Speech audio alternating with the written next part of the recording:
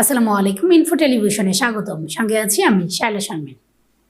বিএনপির ভারপ্রাপ্ত চেয়ারম্যান তারেক রহমানের নির্দেশনায় ঢাকা মহানগর উত্তর তুরাগ থানা বিএনপি যুগ্ম আহ্বায়ক হাজী জহিরুল ইসলাম এবং ৫৪ নং ওয়ার্ড বিএনপি সভাপতি হাজী শফিকুল ইসলামের আয়োজনে পবিত্র মাহে রমজান উপলক্ষে রোজাদার ব্যক্তিদের মাঝে মাসব্যাপী ইফতার বিতরণ কার্যক্রম অব্যাহত রয়েছে।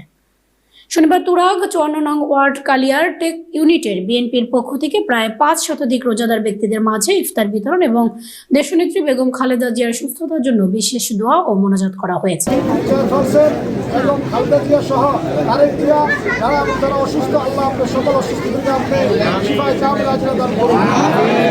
এ সময় আয়োজক হাজী জহিরুল ইসলাম বলেন, অতীতে যে কোনো দুর্যোগ সাধারণ মানুষের পাশে বিএনপি ছিল এবং ভবিষ্যতে থাকবে। আমাদের এই ইফতার বিতরণ কার্যক্রম ঈদের আগের দিন পর্যন্ত অব্যাহত থাকবে। তারেক রহমানের নির্দেশনায় জনতার মাঝে ইফতার বিতরণ করতে বলেছে।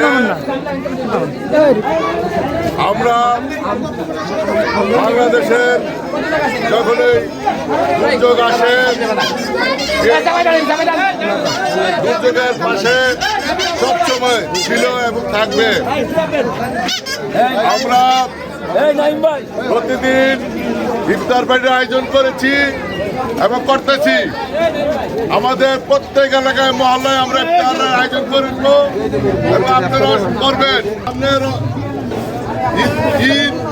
ঈদের লম্বা ছুটি, আপনার এলাকার লোক সবাই এই 9 দিন ছুটি আছে। এর মধ্যে অনেক চিন্তায় চুরি রাহাজানি বেড়ে যাবে। আপনারা সবাই সম্মিলিতভাবে এর প্রতিরোধ করবেন।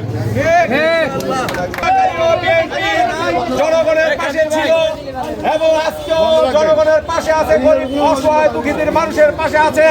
ইনশাআল্লাহ সামনের দিনগুলো থাকবে। এই কর্মসূচি, ইফতার বিতরণ কর্মসূচি বিগত দিনগুলিতে আমরা করে আসছি, প্রতিদিনই আমরা করছি এবং সামনের দিনগুলোতে আমরা করবো ইনশাআল্লাহ। আমাদের নেত্রী বেগম খালেদা জিয়ার জন্য সকলের কাছে দোয়া কামনা করছি এবং তারেক রহমানের জন্য দোয়া করবেন, বেগম খালেদা জিয়ার জন্য দোয়া করবেন এবং শহীদ রাষ্ট্রপতি জিয়াউর রহমানের জন্য আপনারা সকলে দোয়া করবেন। দর্শক, এতক্ষণ ইনফো টেলিভিশনের সাথে থাকার জন্য ধন্যবাদ। আমাদের নতুন নতুন আপডেট এবং সংবাদ পেতে www.infotvbd.com অথবা আমাদের ফেসবুক পেজ এবং ইউটিউব চ্যানেল ভিজিট করুন।